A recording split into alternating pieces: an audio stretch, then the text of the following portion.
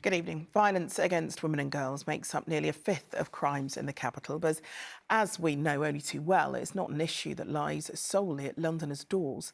So today, the Mayor hosted leaders from around the world to see if there was a more global way to find a remedy to try and end the violence.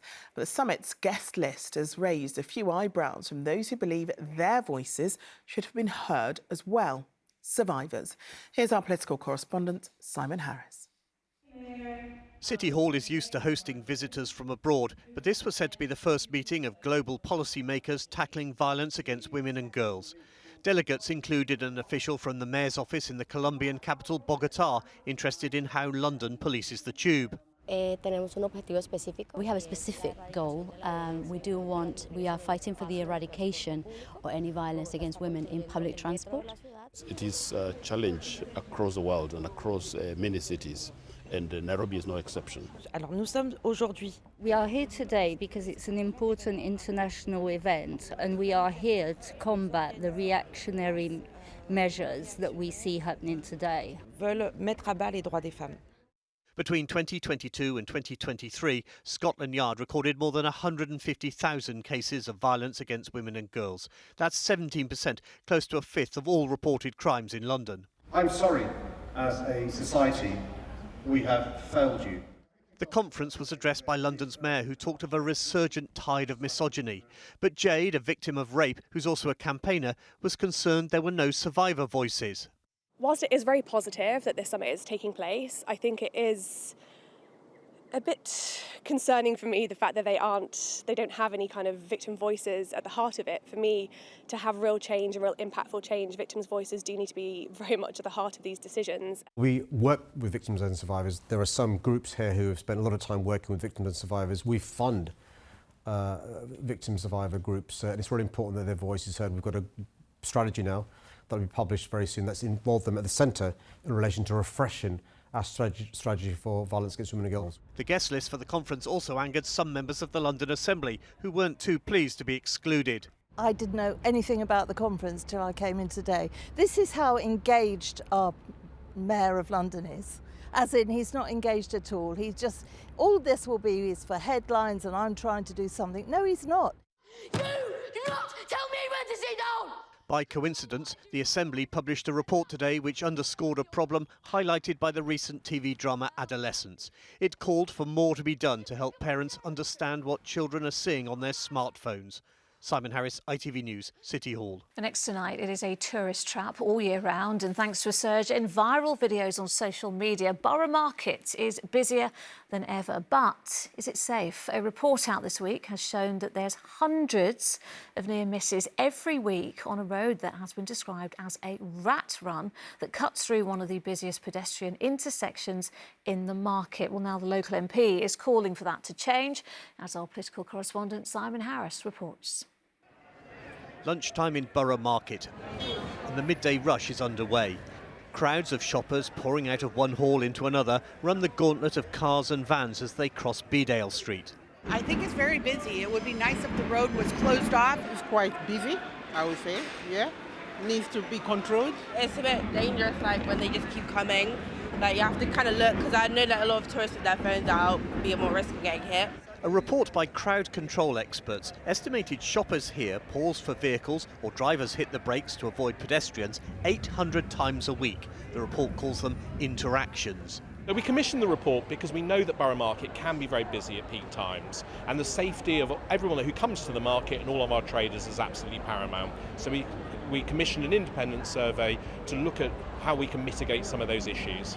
At one end of the market, Stony Street was closed to traffic after the London Bridge terror attacks in 2017. The concrete bollards were meant to be temporary. But at the other end of the market, in Bedale Street, there are no bollards, so visitors and vehicles jostle for space. The local MP thinks that needs to change. There are too many near misses. There are far too many people trying to use a council-owned road pavements that is not managed very well. This is no local street market, but a significant landmark on the London tourist trail. The market's popularity as a destination for both foodies and tourists exploded after the COVID lockdowns. It now attracts more than 30 million visitors a year. It's also become hugely popular with Instagrammers and TikTokers. This is what a great tourist trap looks like. It is overpriced, it is daylight robbery, but we're still here anyway. Everyone goes crazy for the creme brulee donut, but the chocolate s'more, I'm telling you. That porky delight melted in my mouth. For me, it was worth every penny of that £10.50. So the sandwich that I got was called honey truffle parmesan, and it was £11. Dominic has been a butcher here for a decade and thinks Southwark Council's traffic management policies have made matters worse. They're closing roads all around the surrounding area, they're narrowing roads, they're taking away loading bays from the local area, so they're basically forcing more traffic to come here. The more roads you close, the more traffic you put on other roads. London is already Europe's most congested city. Are we going to make that worse? Southwark Council told us it was urgently working with the police, TfL and the market to look at safety. Simon Harris, ITV News, Borough Market. Good evening. There has been a seismic shift in the political landscape of some of England's councils, including in the home counties. Once Conservative strongholds have been decimated, with Nigel Farage's party gaining more control and the Liberal Democrats finally making headway in true blue areas. Before the election, Hertfordshire, Buckinghamshire and Kent were all Tory-held. Today, that changed, though they are predicted to hold on to Bucks. Kent was overpowered by a Reform UK clean sweep, and the Lib Dem surge in Hertfordshire meant it fell to no overall control. We'll have the breakdown on all the results we've had so far with our political correspondent Simon Harris in just a moment. But before that, he spent the day in Hemel Hempstead to see Hertfordshire's Tory council fall. Commonly known as Smith Right Caroline, Liberal Democrats, 1,411. Hertfordshire Conservatives expected a hammering from the Lib Dems and they got one. But it was the unexpected surge in support for Reform UK, which also torpedoed Tory hopes. And I do hereby declare that Christopher Lancelot Gerard Wright is duly elected. Hemel Hempstead St Paul's was just one of Reform's victories here as support for the Conservatives evaporated. Were you expecting to be elected? I was ambitious enough. Expecting, no. But so I'm absolutely delighted.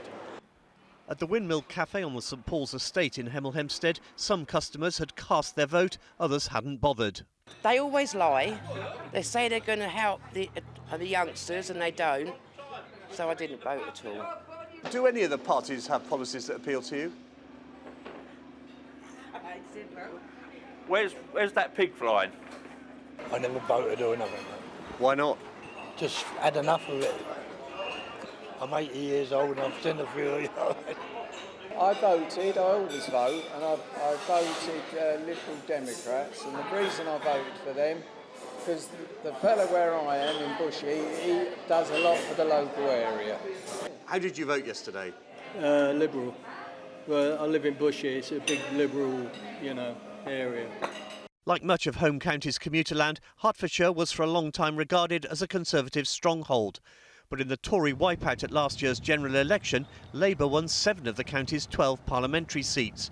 Yet it was the Lib Dems who thought they had the best chance of taking control of the county council. I think many people have been disillusioned previously with the Conservatives, now with Labour, and they're looking and realise that as Liberal Democrats we're delivering and working hard for people, whether that's locally or in Parliament. Are you surprised at the Reform vote here? I am slightly surprised. The Reform juggernaut left the Conservative council leader Richard Roberts looking anxious. His Reform challenger in Kings Langley used to support him. My opponent, Richard Roberts, he's a very formidable opponent. He's been a councillor since 2003. Someone you voted for in the past? Correct. 4 years ago, there was no Reform candidate standing, and I voted for Richard Roberts. In the end, Councillor Roberts hung on to his seat, but he knew he was no longer in charge of the council. Nobody has got an overall majority, so it is a council and no overall control. And so we'll await to see quite how that falls out. Will you consider going into coalition with Reform? I will probably not consider going in coalition with anybody. For more than 50 years, the Conservatives were always the largest party on Hertfordshire Council and for much of that time were in control. But not now. Well, Simon is still in Hemel Hempstead for us this evening. And Simon, that wasn't the only place in the home counties that had a shock Reform surge.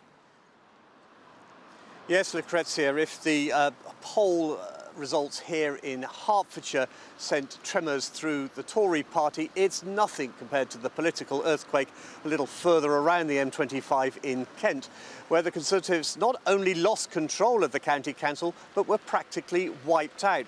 We were watching the results unfold in Dartford, where Reform UK picked up all of the seats that were being contested in that area and in neighbouring Gravesham.